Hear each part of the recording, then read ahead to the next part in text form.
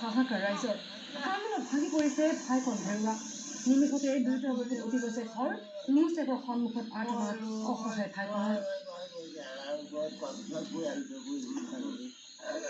সব করব এখন ভালো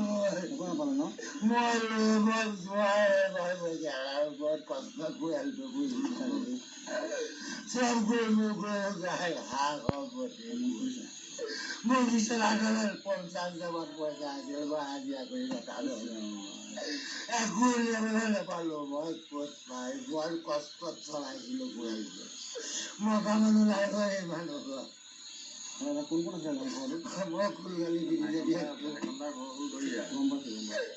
মুকুল খালি নিজে বলছে লুয়াটো কদি মাইকি মারি যদি জান্নাত টান্না বসাই